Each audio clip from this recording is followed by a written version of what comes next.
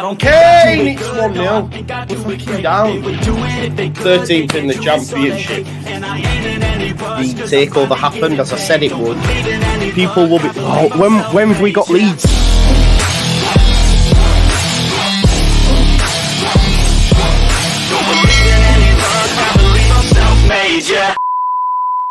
Now then, people, welcome back to the Just Your Football Show. I hope you are all doing well. We are here for the big one, okay, the last game of the season. It's Leeds United versus Southampton at Wembley. We are another day closer, just 3 days out now.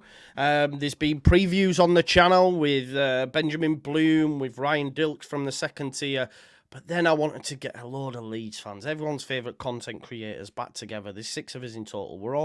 We're all on the thumbnail. I've not planned anything or anything. It's just pure vibes, as Joe said, in the green room. That's what we're calling it. Pure Jesse Marsh vibes. We're just going to get how everyone's nerves is and stuff. I do want you all to smash a like on the video. Subscribe to the channel, get your comments in, hit the notification bell and all that jazz. And make sure you subscribe to all the other lads' contents as well. And yeah, without further ado, let's do it. I wanted to give some sort of intro, but you know, I'm struggling to think of something off the top of my head. The Phil to my Grant Mitchell. Let's bring in Joe. Joe, how are you? Are you good? All right, Grant. Yeah. You're taking Phil, are you? Yeah. Am I? Grant? I'll take Phil. Yeah. Okay, cool. Yeah. Jackson, yeah. Thank you for coming on, though, Joe. It's been a minute. Thank you for being here. Everyone's 2 favourite scouts. They come as a pair, like Bill and Ben. It's Lockie and Andrea. How are you, lads? All good? Yeah. Yeah. All good. Yeah. Good. This is good. This is So it. No, good. That's it. You've just got that's it. Yeah. That's all I've got from you. Yeah, Andrea, very American, you know. Yeah. Yeah. Yeah. Like LA. Good. It's good to see you both. Good to see you both. We've not done anything both. all week, have we? But I've seen the chat. They're like I'm just trying to say like I don't know. The way they go on when they look at players are like the 2 little investigators. Trust me. They are 2 little investigators.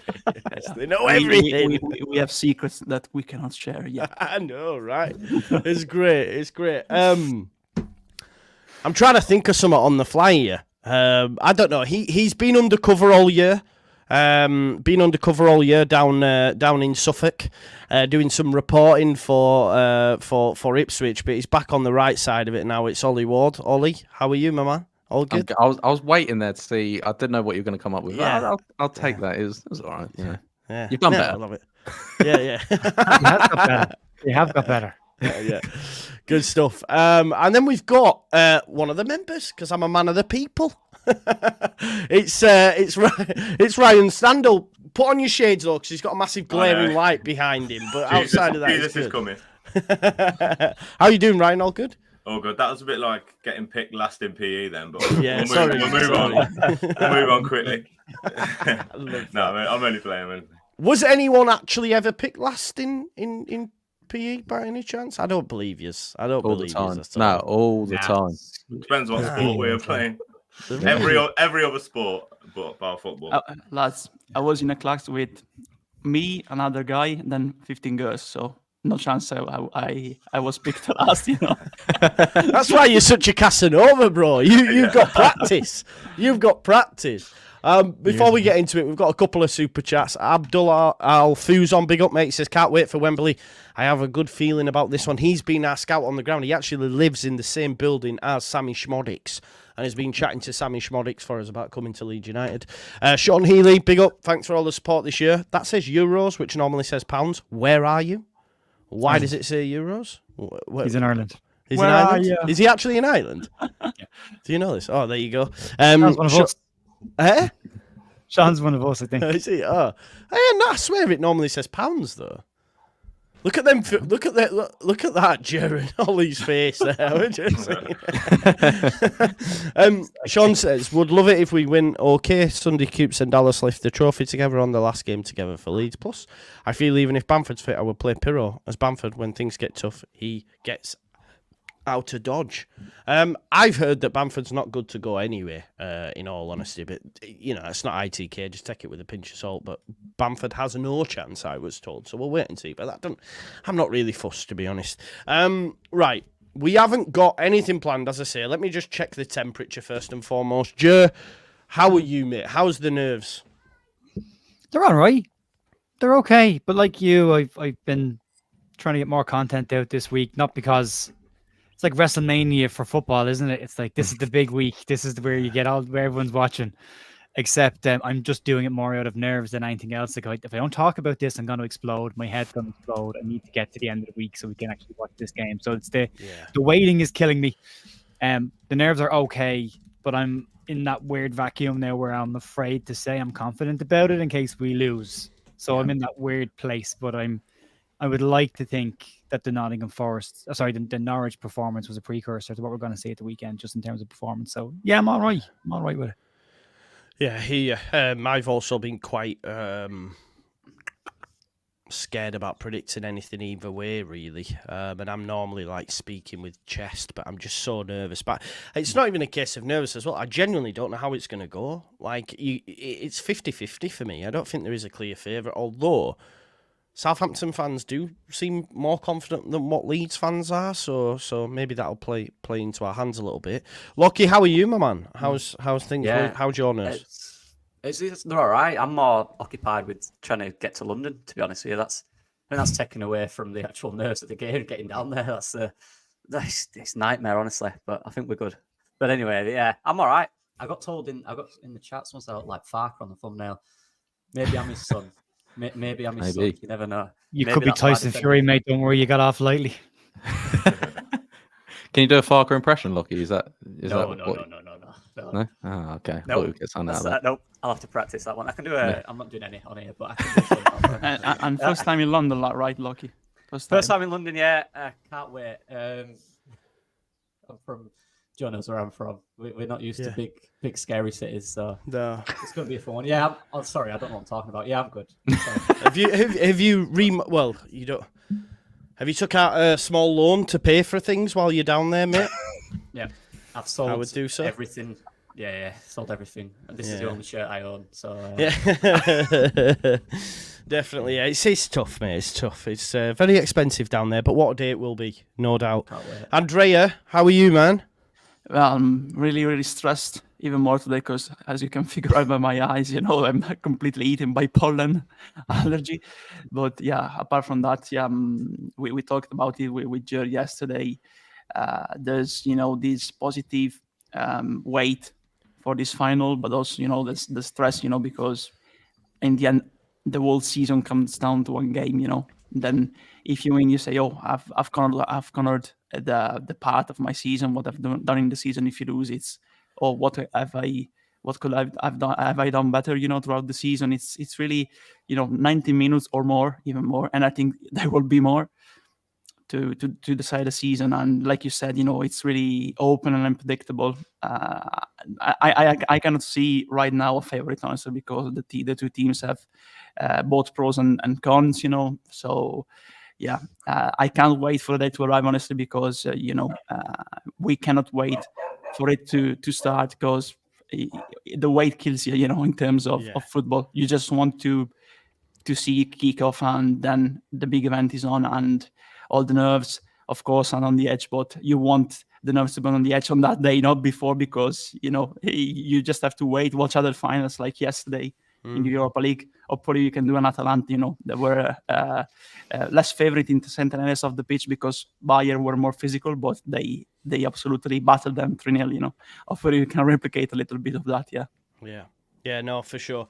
I have to agree with you in terms of, we were just talking, me and Ryan, before everyone jumped on, like how between the end of the season and this game, it's dragged so much. Like, if you think to the season, the 46-game season, they were just bang, bang, bang, and then we had that season, terrible end, play Southampton, and then it's just felt like these next couple of weeks have been absolutely brutal.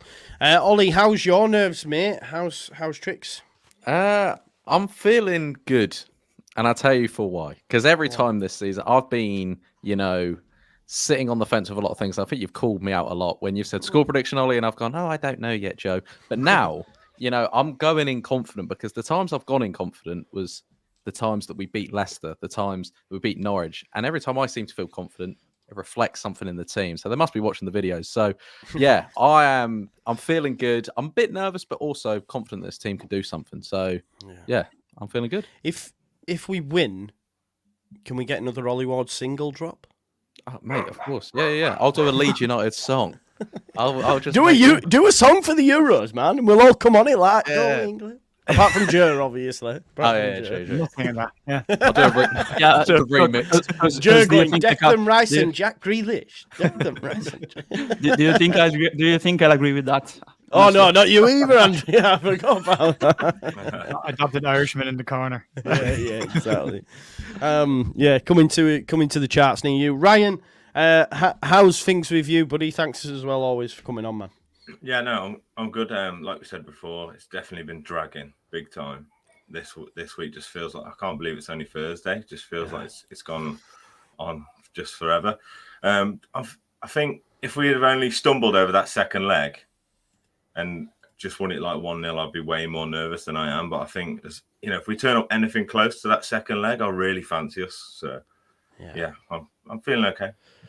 Yeah, that second leg was phenomenal, wasn't it? Does anyone, just open it up to anyone, does anyone think that we could see a similar performance, or is everyone too nervous to even say that could be the case? Go on, Joe, you're nodding your head, talk to me. I think so, because you're looking for momentum going into these kind of games, and we that 17-block game where we were unbeaten, we saw performances like this, and we know that carry through game after game after game, and when it stopped was when we actually had a proper break for 2 weeks, and that's when it all stopped and died. So you'd like to think that the first game against Norwich was just sorting out the defence again, getting back to being solid, getting back to understanding how to defend certain plays, and then the second game was to add to that and build on the momentum again. So you'd like to think going into this game that we're in a position where we've sorted the defensive stuff out, and now we're adding in the attacking stuff, all the same stuff we saw during our 17-game unbeaten streak. Sorry, as you walked away, Joe, the camera panned and zoomed in beautifully on Jorginho behind you. What could you see? I started zooming in the Jorginho Rutter picture on your shelf. Sorry.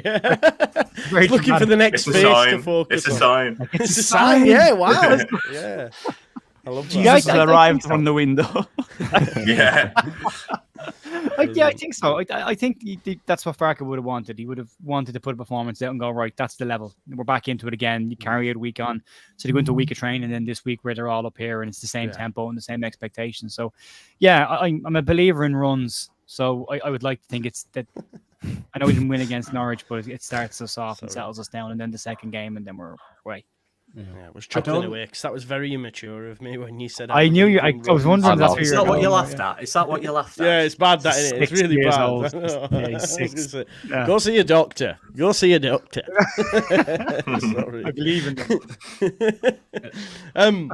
I was just going to say, Joe. Go on, I was mate. just going to say on that, just on what Joe said. Yeah, I don't think we'll play as well in terms of be utterly dominant like that. I think Southampton are a better side. There'll be times in the game where they will have the ball, they will put pressure on us, but we can play in a similar way in terms of how good we were, but not just attacking, not just dominating, defending as well off the ball. I want to see us be really resolute in moments because we'll have to be. So I don't think we'll be as impressive in terms of dominating the entire game as we were. But we can be even better, if that makes sense, by controlling when they have the ball as well, because we didn't have that against Norwich because they didn't control any of it. It was all us. So, we need a top performance. It might be a different performance to the Norwich one, but just as impressive, I think. Yeah.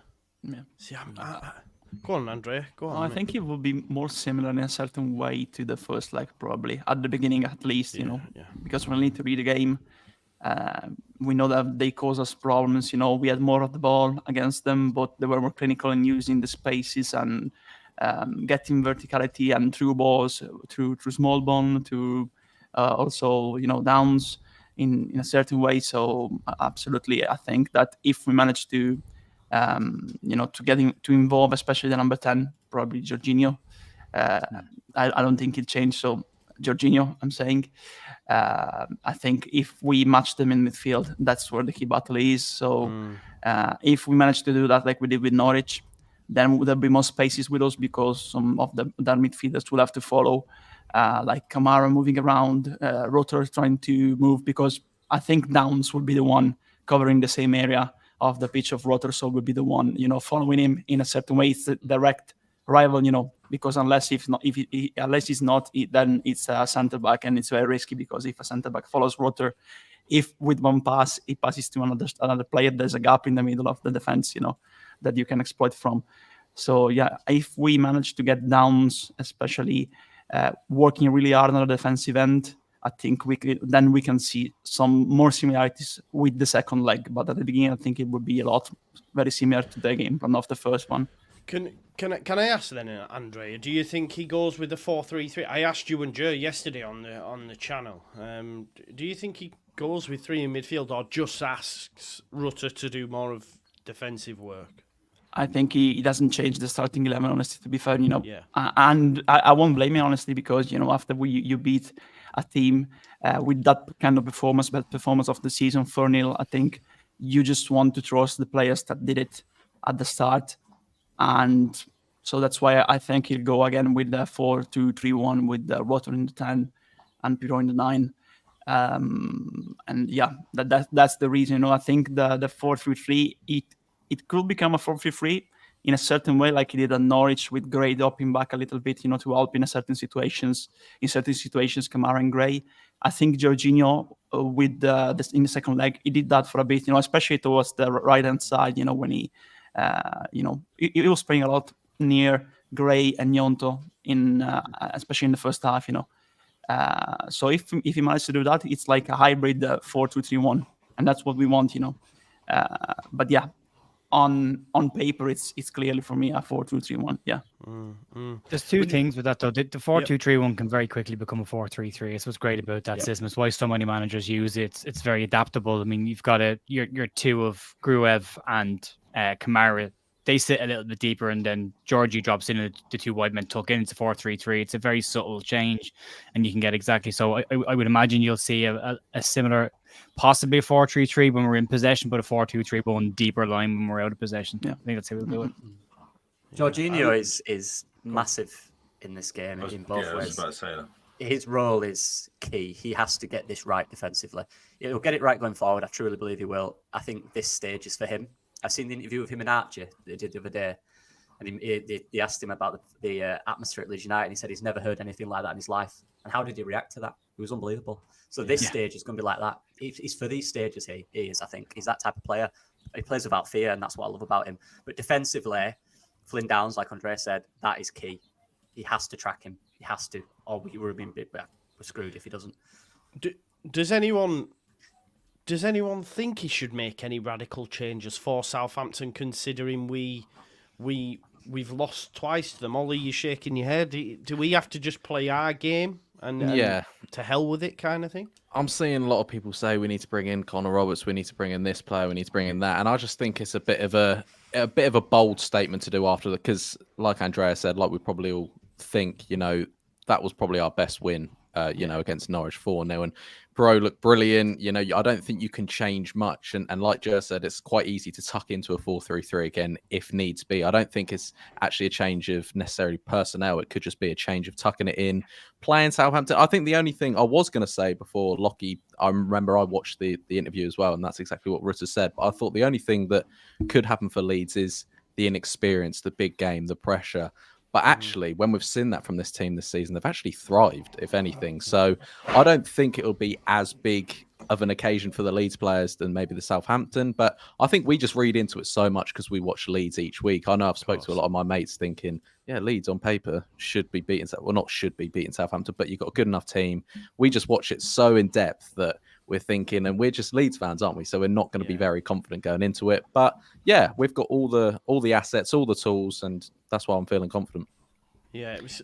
What did Farker call it, Joe? When he said that, what moments? What he said a phrase about big game moments. I can't remember the phrase he used, but he mentioned these moments where Leeds United had to stand up and be countered. You look at Leicester, you look at Ipswich, and Ollie makes a great point. They have turned up for each of them games. They have it, and these are career-defining moments for players, especially when you're in a final of anything, whether it be a playoff final or a cup final. These are career-defining moments. These are the things you want to remember when you look back. These are these are the images that are going to be clipped and used for years on promo material from your club. Should you win, if you lose, it'll be like Derby. We'll be talking about this in 5-6 years' time about how we got so close and didn't get there in the end. So for a lot of these players, they are career-defining moments. Ollie makes a really good point about big game moments and big game players. Arguably, the only time we haven't seen that was against Southampton twice this year. But again, arguably, the 2 times we faced Southampton this year, they probably weren't big game moments. When we played Southampton the first time, Russell Martin was on the verge of getting the sack. They were going through a horrible run, and then they beat us. But going into that game, it wouldn't have been seen as 2 promotion teams at that point, because neither of the 2 of us were near it. And then the second time we played them, we need a miracle to get promoted, and they're guaranteed to be in the playoffs. So it's a weird game with a weird atmosphere in Ellen Road that day as well. So arguably, it's not as big a game as the 2 games against Ipswich were and the 2 games against Leicester were, which we saw these players turn up for and be very, very, very, very impressive in that game. So, and again, the semi-final, the second leg as well. That if ever there was a moment you were going to see a team crack under pressure, it was that moment. I spoke to Adam Pope today, and I listened to Phil Hayden talk about the same thing as well. And the scarves on the seats brought back bad memories because Derby. It was all over Twitter, weren't it? Like, it triggered straight away. Like Phil Hay said, there should have been a trigger warning walking into Ellen Road when we saw it.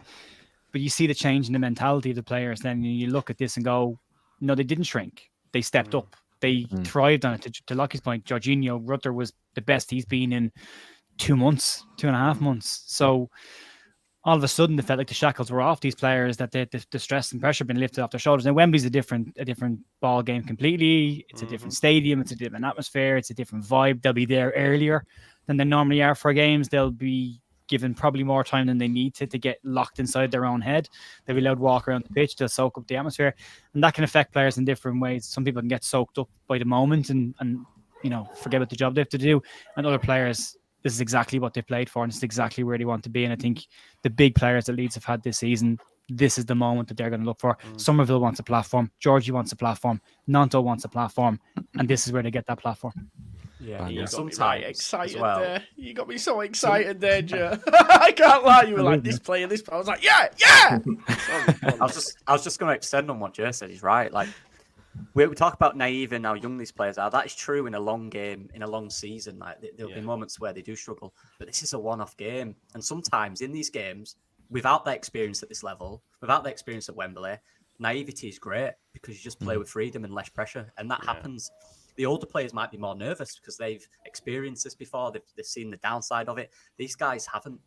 Yeah. They've gone through that period now. They've gone through the season. This is a one-off final for them. And I honestly, this could be bold, but I honestly believe they're all going to absolutely smash it. I think they're going to be buzzing for it. I really do. There'll be times in the game, like I said, where they'll have the ball and we'll get nervous. But can we deal with those situations? That's what's key. But that front four for me is going to be on fire. I truly believe that. Yeah. And there's a couple of things that I think we need to be very careful of.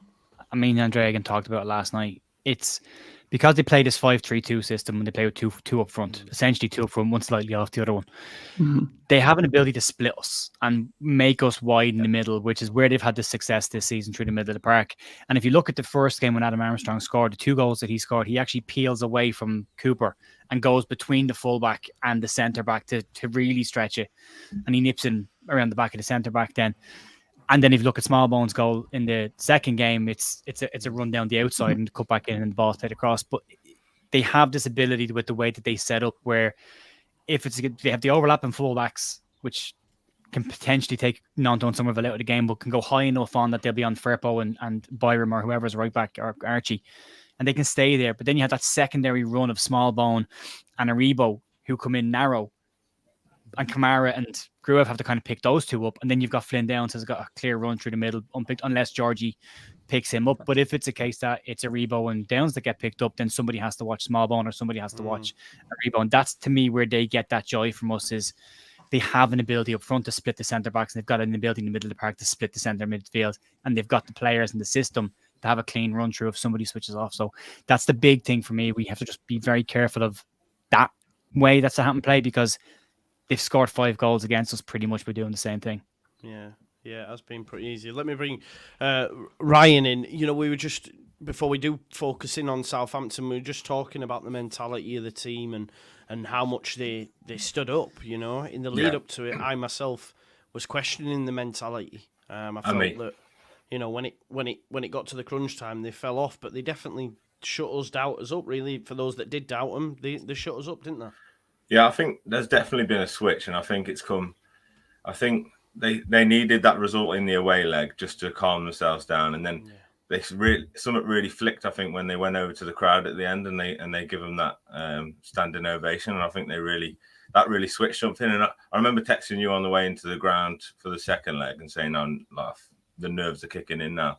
But when I actually got in and they kicked off, I don't know why, but you could almost see it on all their faces. Like it almost flicked straight away, and they were like, they weren't. You could tell they were only just thinking on the game rather than anything else that's going on around them, and they were just getting on with what they needed to do. And then soon as we were 2 up, then actually after the Meslier save, after that it was plain sailing. It was. You make a great point, you know, and that's where I think the two clubs have differed slightly. Like I've sampled all the Leeds content this week. I've seen what they were like post-match when they were in the huddle and Liam Cooper's going, one more fucking game, lads, and Archie's in the middle. And I do get a sense of like, they're just laser focused. They're laser focused. Listen, maybe I am reading into it too much, but the whole pitch invasion at Southampton and that, I just look at the two sides and think, this is I don't know. Am I reading too much into it? Like I don't know. I just seen that. I think all the interviews and stuff they've been doing as well this week, like it just seems like I'm going to put the kiss to death on it now, but there just seems such a calmness with all the players and a confidence though at the same time that they're just going to go on and do the job. I am getting the vibe from the players that's what's going to happen. I think that's. You got to credit Daniel Farker as well, I think, with stuff like this, because I think he's probably drilled it into him. His sort of calm mentality. He's been in situations like this before. He's come out and said he's never been in a playoff situation like this before, but you know I think he's drilled it into him just to be calm, confident, because we know what this team can do, and I think the actual game will be, you know, because Jer just spoke about Smallbone, Downs, and Aribo. That does scare me quite a bit. So I generally do think it could be who outscores who. And I know that is what football is, but as in, I think it could be like a 3-2, 4-3 genuinely. And I think we've got a brilliant attack, but I'm sure we'll get into our predictions later on. But yeah. No, and there's also another thing, you know, again, I'm going to mention Atalanta again, you know, I'm sure many have watched the final yesterday, you know, absolutely battered by Leverkusen, but remember that 5 days before they lost the Italian Cup final against Juve. And that's the other thing, you know. Conor Roberts lost the final with Swansea at Wembley in the playoffs. Rodon, Ampadu, and James, of course, they lost a playoff final in terms of the Euros, the on penalties. Rodon too, of course. Kamara lost a Europa League final. Others have won also finals, of course. But when you lose a final, it stays with you. So you really want to get that bad memory, you know, out of your mind, and substitute it with a good memory. So those players have been there before on finals. Other players have won finals too, because Rodon, of course, James, they won the final for the World Cup with when they played against Ukraine. They lost this one against Poland. But you know, it's football. But when you lose a final, it really stays with you. You really think about it a lot. So you want revenge. You know, you want to take that back. You know, revenge. You want I to think there's a avenge case that, of that with like the likes of Liam Cooper and that as well, with what happened at Derby, right? Like you're probably right there, Andre. That's why you see him so rousing and so like into it. And I just want to pick up on what Ollie mentioned about Farker as well. Like in the lead up to that last Norwich game, he really, for me, put the pressure back on the players when he spoke in his press conference about saying like, not really I can do, nothing to do. And he got absolutely battered by the fan base for it. Absolutely battered. Oh, he's trying to say it's not to... But look at the performance that they put in. Look at... and it's almost like the guy knows what he's doing. I think really, really laud his man management skills personally when you consider what he's done with Nonto and that. We know obviously there's been a few issues with Creswell and stuff like that, but it almost felt like he knew at that moment in time what he needed to say to get the best out of these players at the opportune moment, and look what happened. I mentioned on my video about that, and I got loads of critics and I said, well, he needs to take responsibility. He probably is behind the scenes. Exactly. The 5-minute press conference doesn't say everything that he's thinking in his brain. He's answering the question, and he did put it on the players, and I like that because for me they were hiding. their responsibilities. They didn't do what they were meant to, and that's where you can't just keep telling them. You can tell them all you like. They've got to take it on themselves to do it. Yeah, 100%. And it worked. And I listened to that interview with Archie Gray, and the question was, who inspires you? And he said Dallas, Cooper, and Rodon. Now, everyone talks about these players that don't play, they need to leave. A squad has different roles and responsibilities. Every player has their own. Cooper might not play a single minute, and he said that in his thing. That's fine. He's there, and his role is to help and inspire these younger lads when they're in trouble and they need help. And that's what he's doing. And everyone has their own role. The front four have a role attacking and defensively, and they have to do it. It's responsibility. It's a huge thing in football. You can say all you like. You can be this tactical genius. If the players don't have the responsibility to perform what you're asking, you'll lose every game. It's key, and they took responsibility, every one of them on that pitch. Meslier had one save to make, and it was an unbelievable one. Yeah. Responsibility. And you look at the front four, they took it by the scruff of the neck. Perrault turned up. He took responsibility. They played forward balls, risky passes, and I liked it because when we lost it in those areas, we were aggressive and we got it back. And that's what we need to be again. And now they've seen what that is and what that responsibility looks like. That's what gives me confidence going into this game, because in those Southampton games, we didn't quite track our runners at times, like Jay said, with Smallbone. He scored a goal in the first game against them where he ran off a midfielder again. Jorginho Rutter losing his man 2 or 3 times. Responsibility is huge, and we've seen that now, and they have to carry that in, because that is huge. It really is.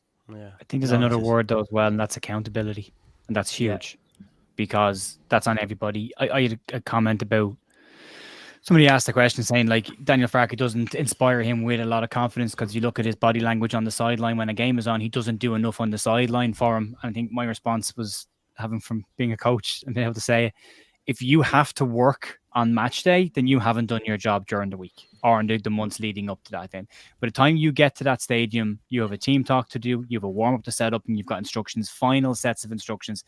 These are the final words of a very long page of text. That's the match day. It's a small piece. Get them in the right headspace, get them motivated, and get them out ready to run through brick walls. Then you're done. Then it's game management. It's game phases, it's game states. It's about when you can make changes to impact the game, or if you get caught by something. But up to that point, you're working. As soon as they cross the line, there's nothing really else you can do bar minor tweaks. It is the player's job to be accountable for their performances. And what Daniel Farke did in that press conference was he put the accountability back on the players, because he's taken the accountability all season long. When they were under pressure early season, he put it on his shoulders. When they went through the blip, he put it on his shoulders. He has taken it as the manager. He wanted that title. He wanted to be manager. So he understands that he has to take all of the responsibility and accountability for performances. But that should never take away from the fact that when the players cross a white line, the job is on them to do their job. Every single one of them have a job. I've said this to you before. There's a kind of a motto that I do in my job with a guy called Chris Smith who does this called KSA, and I've adapted this and I use it for coaching on football. And KSA is a training model, and it stands for 3 things: knowledge, skills, and attitude. Knowledge you'll pick up over time, and you'll pick up from people like Dallas and Cooper who are around the place and will impart the knowledge on at key moments. Skill is your coach's job to teach you what to do and how to get better as a player. The A in KSA is attitude. And that is 100% on the players. No one can teach you to have a good attitude. Nobody can teach you to be engaged. No one can teach you to turn up on the day and put a performance in. That is 100% on the players' shoulders. So when we talk about players having good attitudes and bad attitudes, the players you want in are players that bring that attitude to the table, because everything else you can teach them. But if they don't have the attitude, then the knowledge and skill elements, they just don't matter. It doesn't matter how hard you teach them. If you don't want to do it, you don't want to do it. End of story. And I think what Farke was saying that in that press conference was, it's up to them now. If they want this, they have to do it. They have to bring the attitude to the table. They have to bring the performances to the table, and they have to go out and do it now. And it's up to them. And he does, at this stage, we're 47 games into the season, there's nothing else he can teach them that he hasn't already said multiple times this year. It's now accountability, and it's them that have to take that on their shoulders and go into the final. And I think we saw it in the semi-final, and I'm hopeful we'll see it in the final as well. Yeah. If he was putting it on, sorry mate, you go on. I was just going to quick say, Joe, because you've been a coach, right? You could have a perfect training week. The players get the messages, the patterns in training are brilliant, the pressing is brilliant, the shape's brilliant. And then in the changing rooms before the game, excellent, everyone's getting it, everyone's on point. And then suddenly on that pitch, they're not doing anything you tell them. That happens. That's football, isn't it? So it is about, like you said, accountability, responsibility. It's massive. It's huge. And I've had people the level I've coached at, I've had people behind me on match days screaming, "Why aren't they doing this? Why didn't you tell them to do them?" Do you think I didn't tell them all week to do that? Do you think I told They're them to make a mess of scared. that? They're You know what I mean? scared. It's that moment where you're like, "What? I can't kick the ball into the net for him. I can't make the run that I've told him 500 times he should make in that position. It's up to them. I can't do it for them." But you'll always have people, and I've reacted to it at times. I remember we brought a sub on the game once years ago, and a clear voice going, "What's he bringing him on for?" A couple minutes later, he scored, and I just turned around and went, "That's why. That's why." But I have to, at the level I've coached at, you have to listen to it, but you get to turn around and have a little bark back when it goes your way. But Daniel Farke has to shut up, wait for his moment, and say it at the right time when he gets his chance. 100%. Did you have something to add, Ryan? Yeah, I was just going to say, like, if he was dumping everything on the players, he'd have been found out by now. I think 48 games in. I remember there was a few months back, when Southampton was sort of going down the pan a bit, and it looked like Russell Martin was sort of throwing his players under a little bit for a short while. It seems to have got it back a little bit, because I haven't really seen many fans like turning against him at the minute. They're quite happy with him, I think. But there was a moment there where I thought he was throwing them under a bit. Yeah, for sure. We've had a super chat in. Abdul Rahman Al Khalifi, big up my man. He says, "Evening all. Firstly, I got my wish playing at Wembley for promotion, and that was from the start of the season. 100% confident in the boys. World watching, and many will become Leeds fans once they see our fans. No sleep from the excitement." Not only that, we get to take down Sunak. We get to take down Rishi Sunak. And that's gonna have a whole new bearing on it as well. Believe me. Have you seen the video of him going to Wales? To Wales, yeah. Are you going to enjoy the football? We're not qualified. Brilliant. Honestly, you couldn't write this. Anyway, I better not talk too much because I get told off in the chat. I've even had DMs saying, "Joe, can you stop talking about it?" I was like, all right, okay, I'll try. I'll leave it at the door. Right. Who are we most concerned about from a Southampton perspective? I've seen a Southampton fan say in the chat, no Shea Adams in the training video, but then I think it was Jack yesterday said no Shea Adams or Ross Stewart were seen in any of the training videos, but he's not sure whether or not that's a tactic by Russell Martin to keep Farke guessing, because they're not in any of it. Do we think that that's the case, Joe? You're nodding on? Yeah. I think it's straightforward. Yeah, because I think they've been working really hard to get Ross Stewart ready for this. So I think it's Yeah. What about you, Ollie? You seem to agree. Completely agree. Yeah, I think you can't read into any sort of news until we see it 2:00 on Sunday. Really. Yeah, that's true. That is true. Presser tomorrow for Leeds United. Andrea, do you think we're gonna get anything from Farke, or will it be cards close to the chest? He's not going to share too much. Maybe just fitness news. Bamford. He'll get asked about Bamford, obviously. Anything outside of that? Do you think it'll be just straightforward? Yes, no, kind of. Let me get out of here and get us down to London. I like honesty. I remember that Bielsa, for example, used to reveal the starting 11 earlier. Yeah. But for this game, I would like to see Farke, play like the Misty Man card, not revealing anything. Even if they ask for Bamford, he might say, if he's not fit, we will be at game 10 decision. We don't know yet. We'll decide on the games. So they have to study our side, both with Pirou and both with Bamford, and that's exactly what they're doing. When they don't show Che Adams in the side, and honestly, for a final, it's a good card to play, honestly, because football in the end is like, in terms of a final and pre-tactic is like politics and pre-tactic. You don't need to reveal all your cards. So, like Ollie said, I think everyone will see who's fit and who's not on Sunday when the teams are out, because the managers will like to see pre-tactic. So I think Farke will play it nicely tomorrow. He will not reveal anything. So we'll leave everyone, the press, Southampton, in the shadow about the state of, for example, of Bamford, for the formation and all that.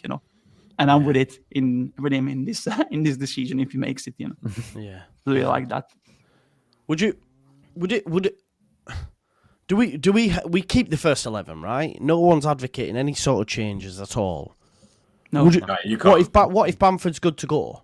No, Pirou. No, he's still going through it. I think if imagine Bamford is fit and he comes in, he has a stinker, or the team just don't play well, and then he would get crucified for not going with that 11 that played against Norwich. Yeah. So I'm sure he's mentally strong to deal with whatever fans throw at him, but I still think naturally he's got to go with the same 11.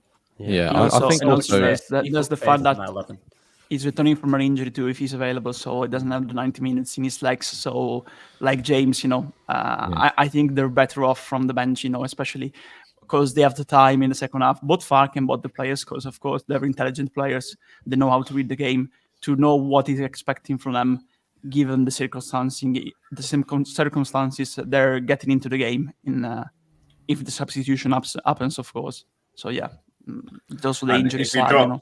If you drop Pirro after a performance like that, what's it going to do to his confidence? Like his confidence at the minute must be sky high. Yeah, true. So you've got. Do you know what the best thing was? Board, and I think what the best thing was, Ryan, and I mentioned it, and I heard.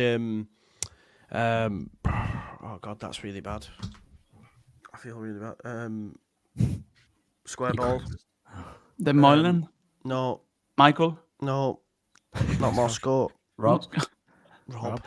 I'm really sorry. Rob won't be watching this anyway, but obviously I've met him, so to forget his name's really bad.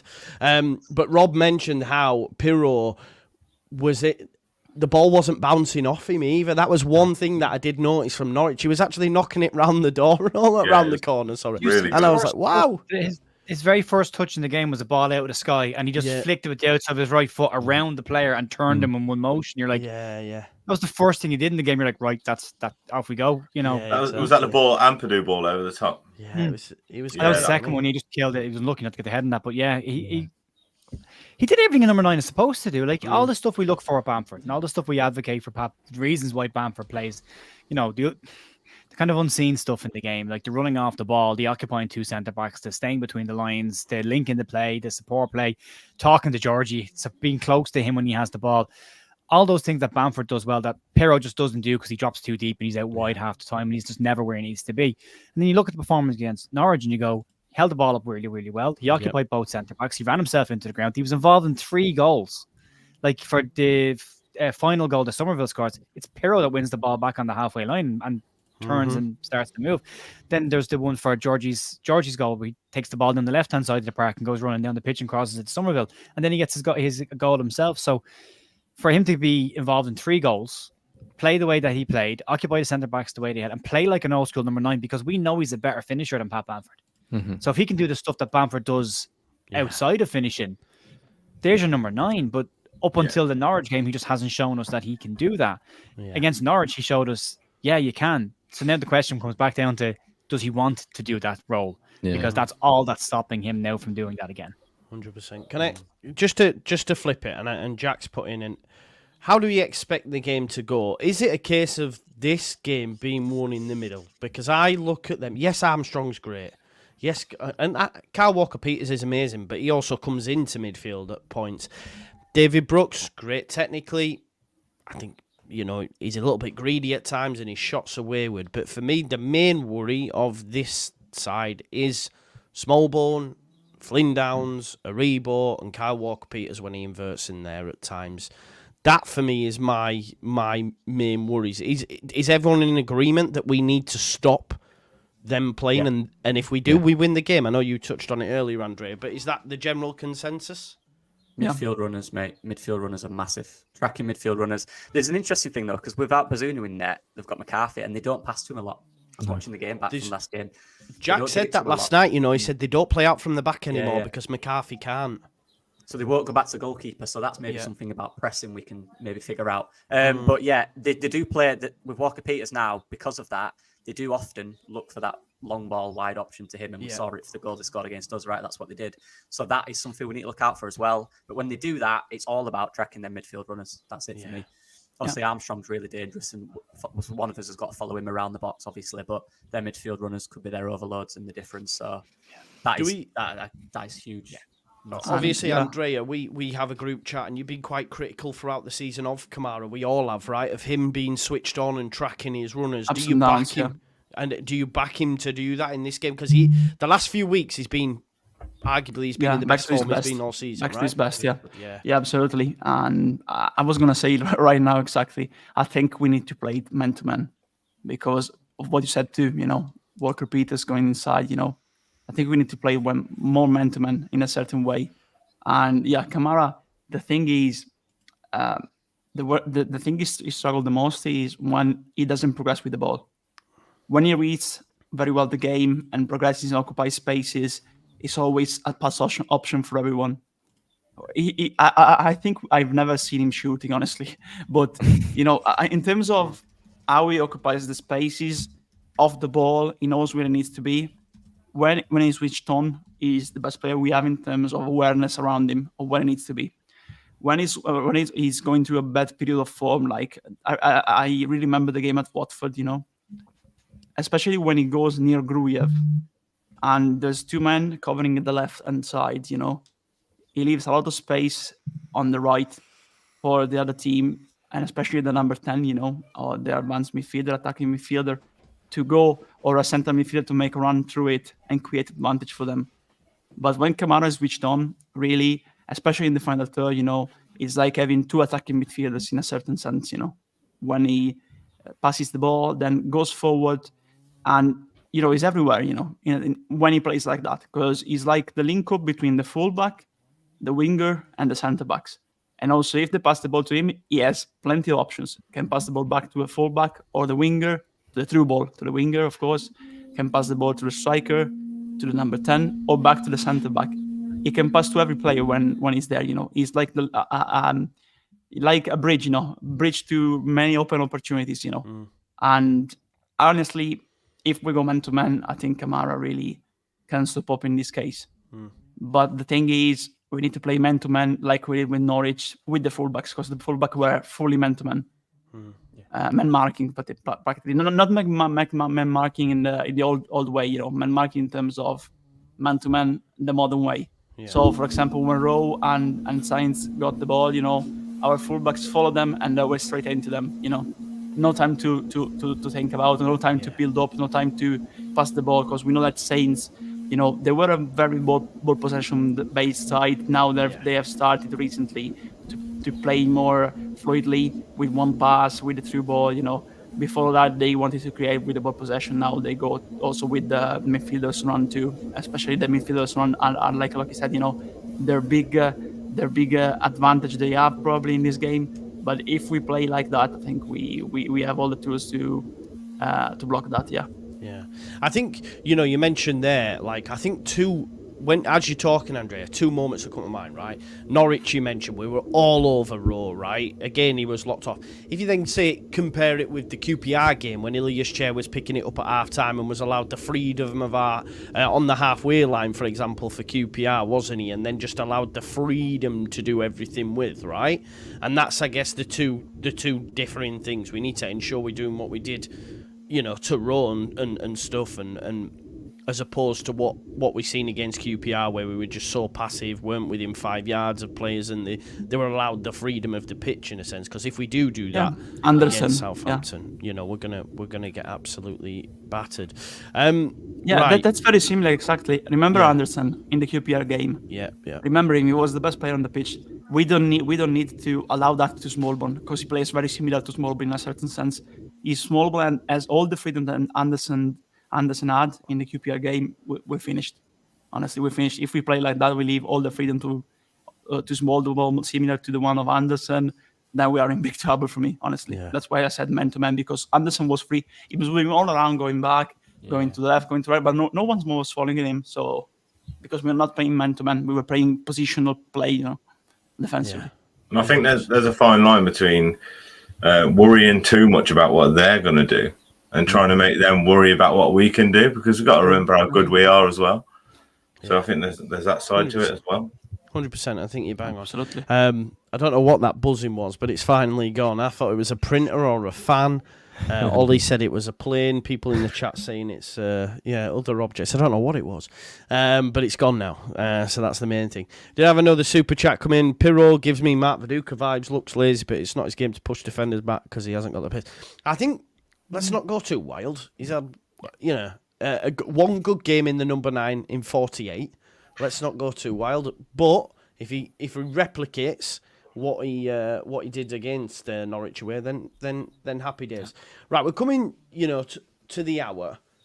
I want to know how you feel it's going to go, and you don't have to give me a score prediction as such if you're a little bit nervy to do so. But Joe, we'll start with you. We'll go like how do you envisage this game is going to play out over the course of 90, or will it be 120 in penalties?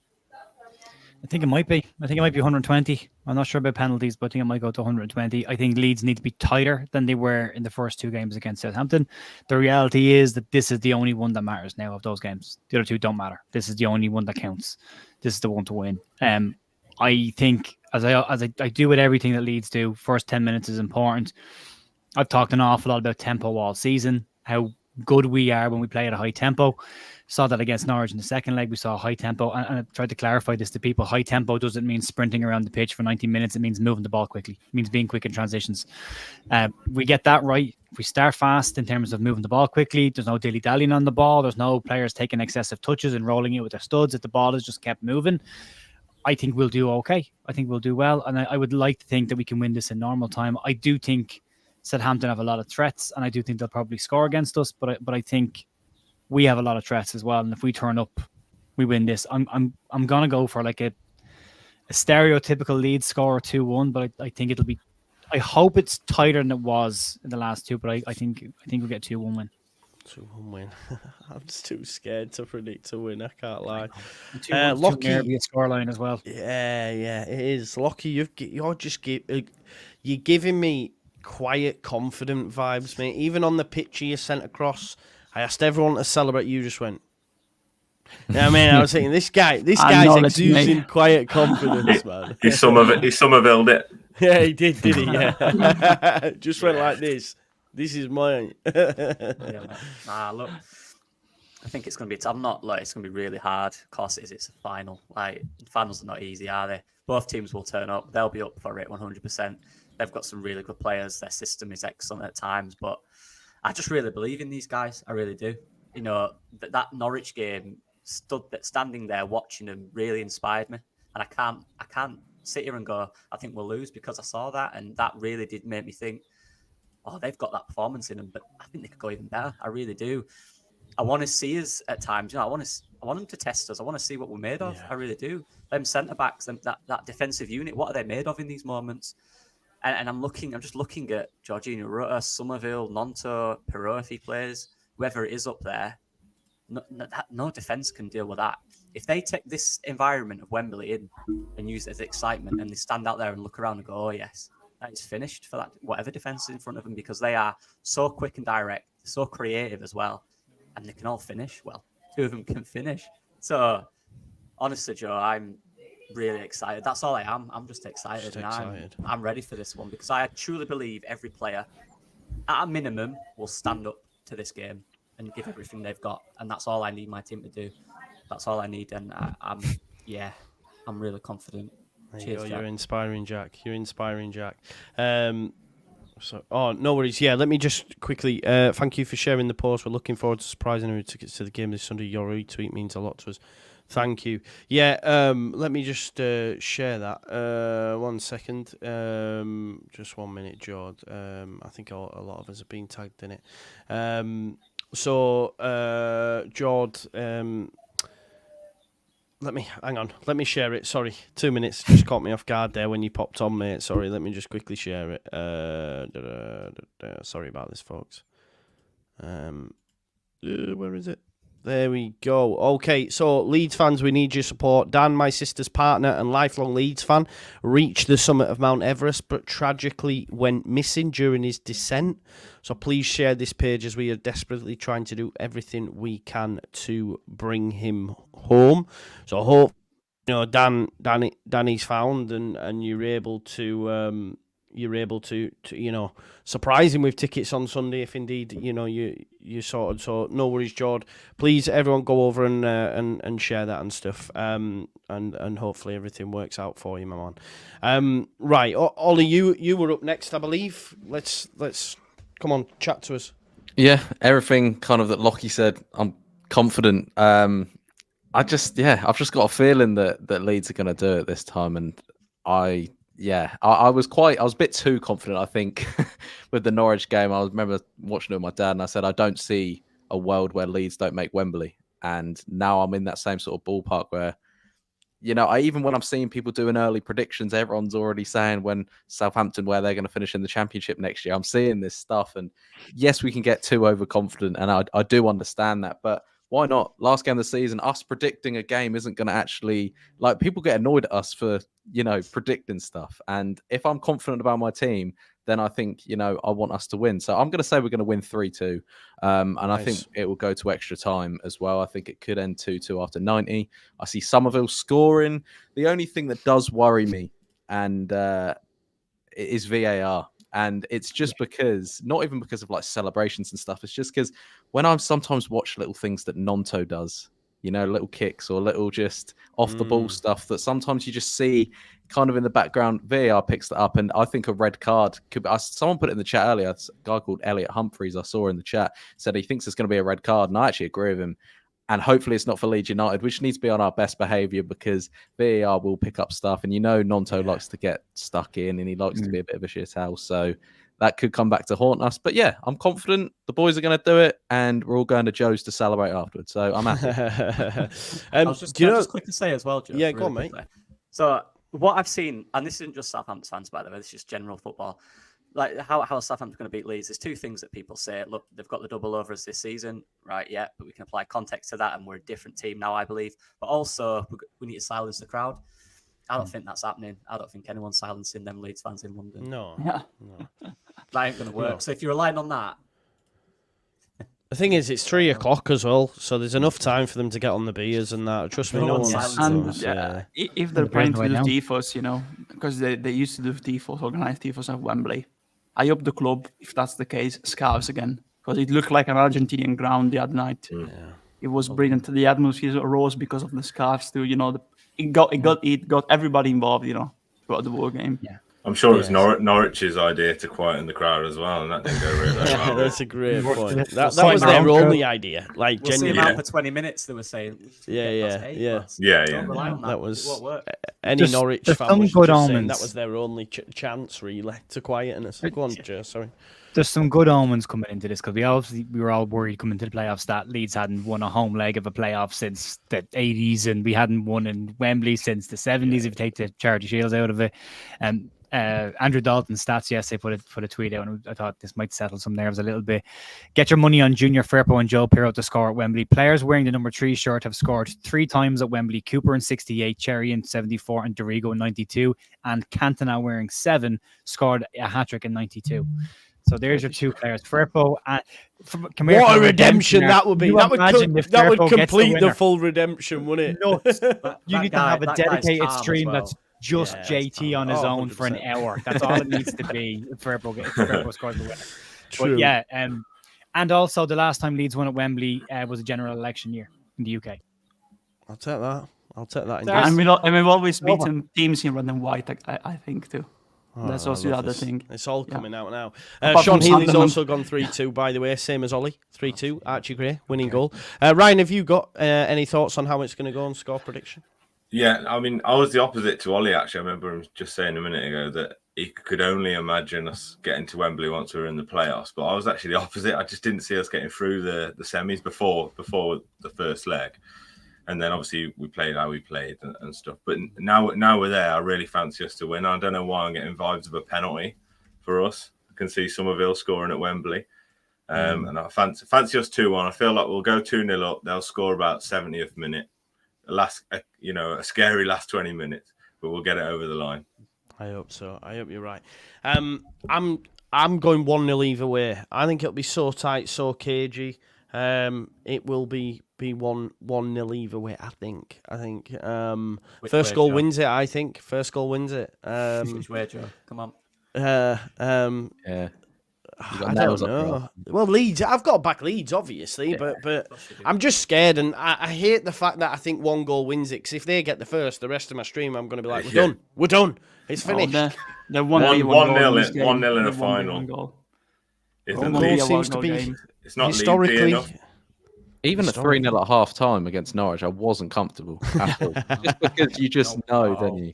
You just know. That's an us thing, though, isn't it? Like, Yeah, I yeah. was the same. Like 1-0, you're like, okay, good start. Get a second there before halftime. Then the second goes, and you're like, 2-0's a dangerous scoreline. We could do it a third here. Then the third one goes, and you're like, one more. Just and then I can. It was so funny hearing Michael Norman to say that so many people round him were going, "Oh, that miss could cost us," and we were 3-0 up, and I was just laughing because we're 3-0 up, man. It was the 85th minute. I was next to my mate Adam. I looked at the clock. It was 85. Went, I think we might be all right now. 85 minutes. Nobody saw Wembley until 4-0. Even he went, don't speak too early. I'm like, do you remember when they used to shut the clock off on the scoreboard? Now, they don't anymore, but they used to years ago. And I remember going with my mate Ronan, we scored the games regularly enough. And I remember it would get like the 88 minute, it'd be 2-1 or 3, even say it was 3-0 to Leeds. I would be just staring down at the clock. And every couple of seconds, he'd be like, you all right? It's like, what's left? He goes, we're in injury time. They've stopped the clock. Like, I'm not okay with this. It's true, man. Do you know, can I just ask, and I don't want to finish on a thing, but if we didn't go up, right, if we did get beat, right, are you okay about next season? Because I'm still relatively positive, to be honest. I am, because I think we'll be all right.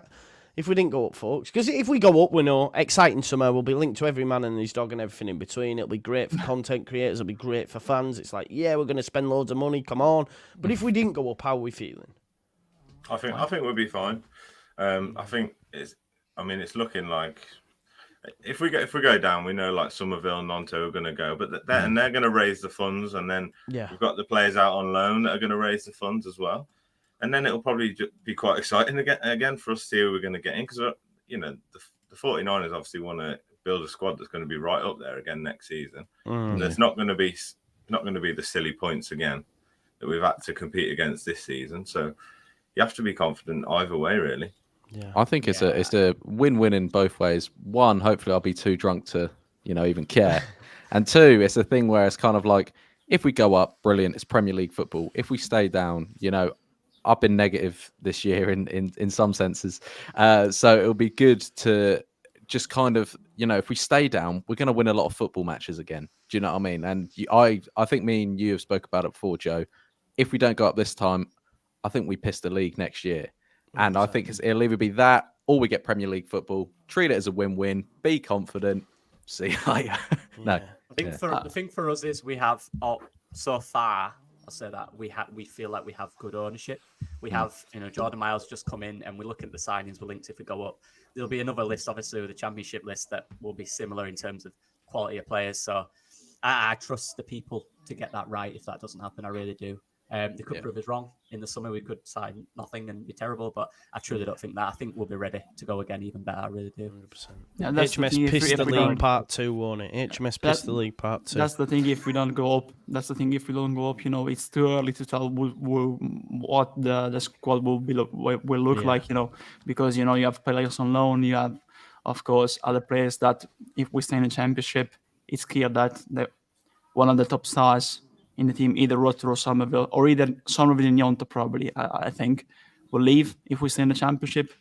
But then you have, of course, you have an ownership, and especially let's call him director of football, head of recruitment, Jordan Miles, of course, that he is young, and you have other people like Hammond and Stenson.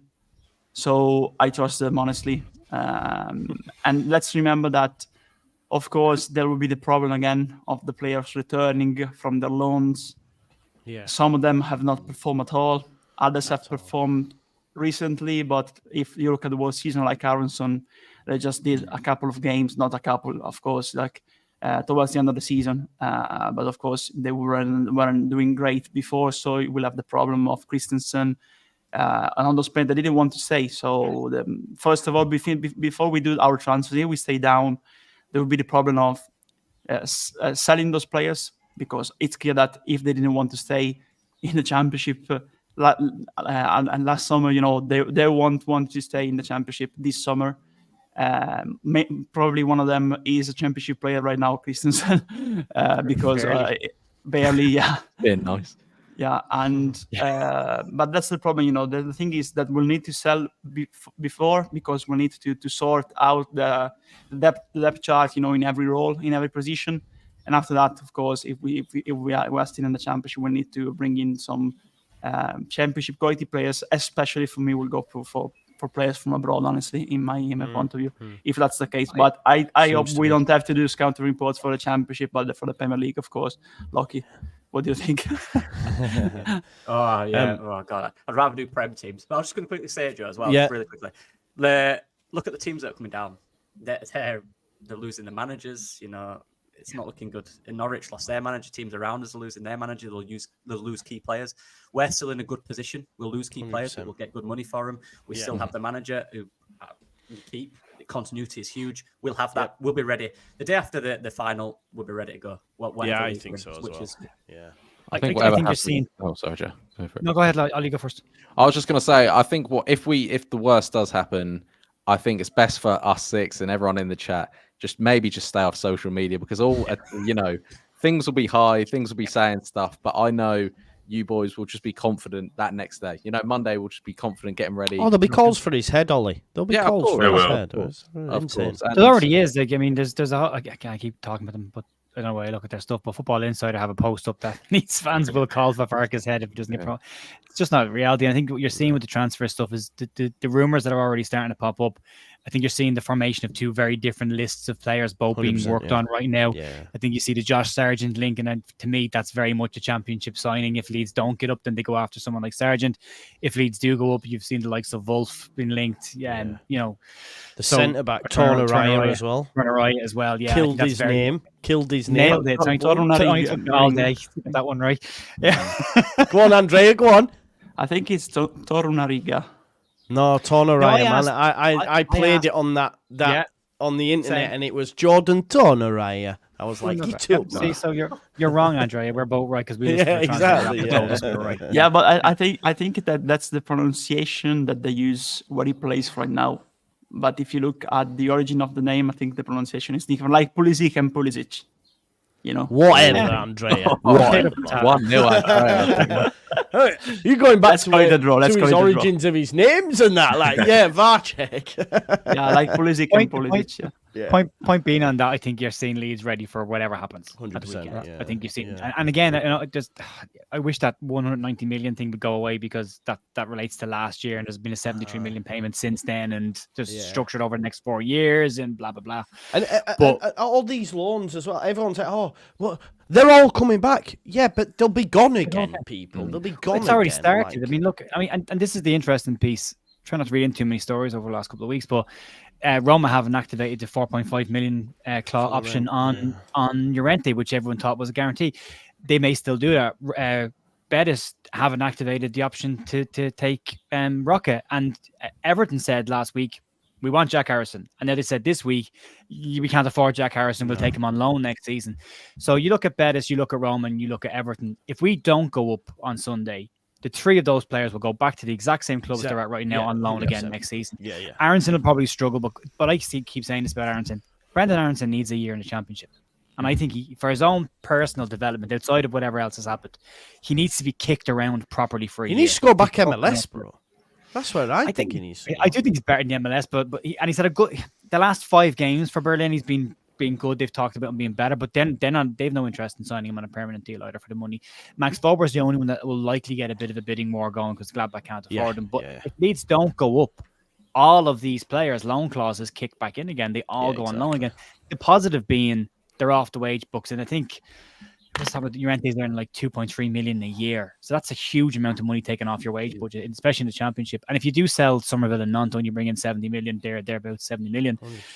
You can rebalance that money very well with this Leeds side. Like you could bring in a second 10 at Championship. You could bring in a Smodics. You could bring in a Whitaker from Plymouth. You could even go and get a Josh Sargent. Like you could do an awful lot with that money and potentially make this squad a more balanced squad with more depth in it in areas. 100%.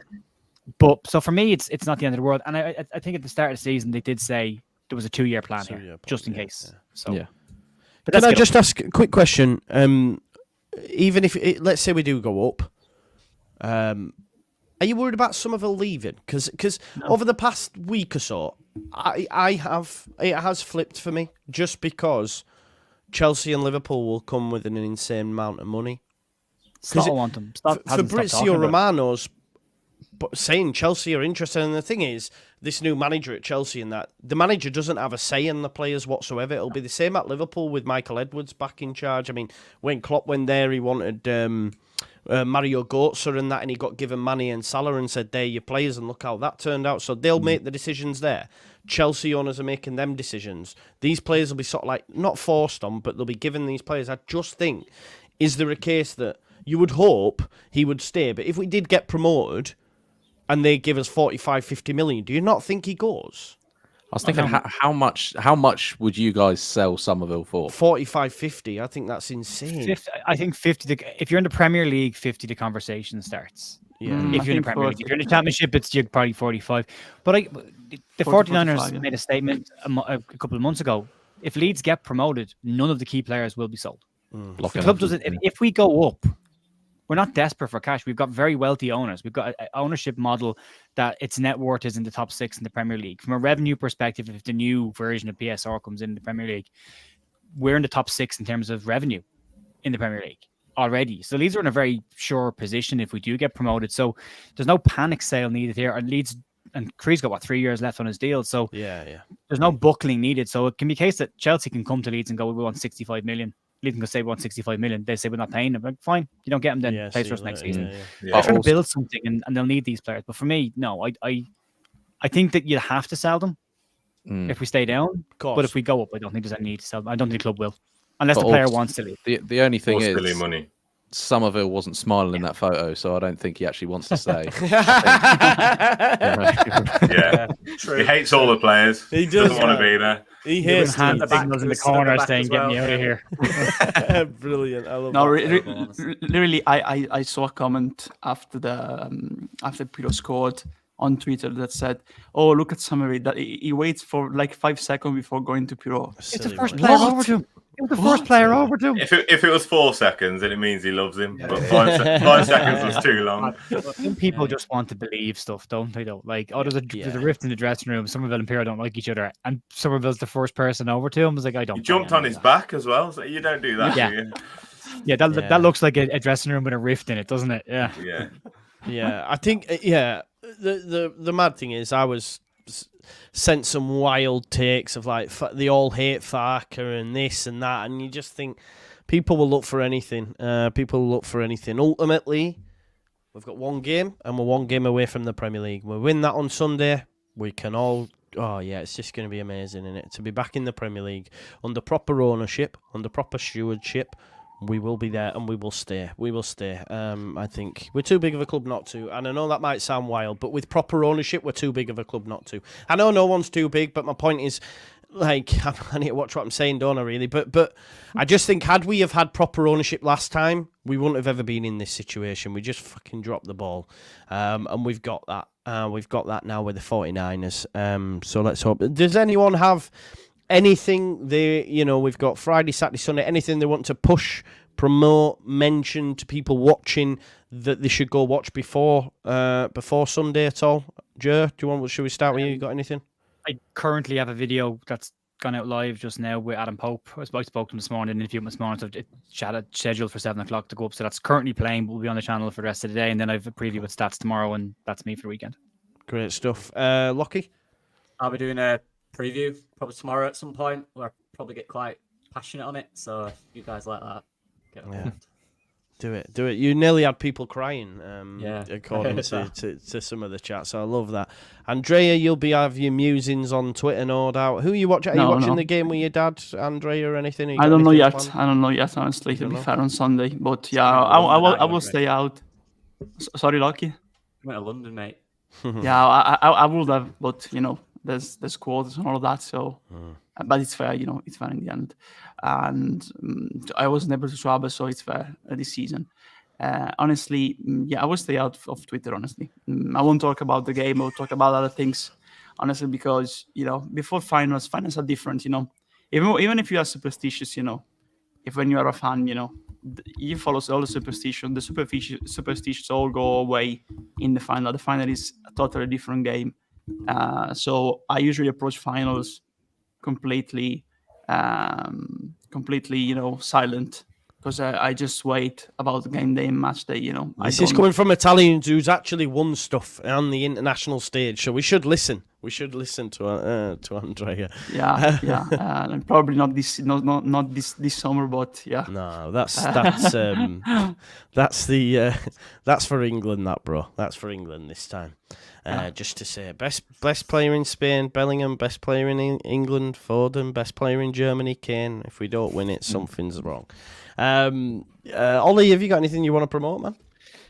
Just got kind of like a preview prediction final sort of thing tomorrow, and then it'll just be I don't even know where I'm watching it Sunday. My dad has just booked a camping trip and he's furious that he's missing it, so I don't think I'll be watching it with him, getting a reaction with him. But yeah, just a bit of content coming out on the channel, road to 15k and all that. So yeah, good stuff. Make sure you go over and subscribe. Ryan, anything you want to promote apart from what you mentioned in the private chat? Well, best not to mention that, but I've been on twice now, so £50 a month for the Patreon, and just hit me up on Twitter and I'll send you the link. You mad man. Nothing. Just follow me on Twitter. Oh, you mad man. Right, listen, folks, I put a redirect on for Saeed TV. Go on over there and batter the chat, Just Your Raid, and tell them that they're going to lose this weekend on Saturday, and then we're going to see their tears as we arrive to win on Sunday. So there is a redirect on. Go and show some love. Just Your Raid, and just tell them that they're going to lose and we're going to win. And with that, we're going to say bye. Peace out, folks. Thank you very much. Come on,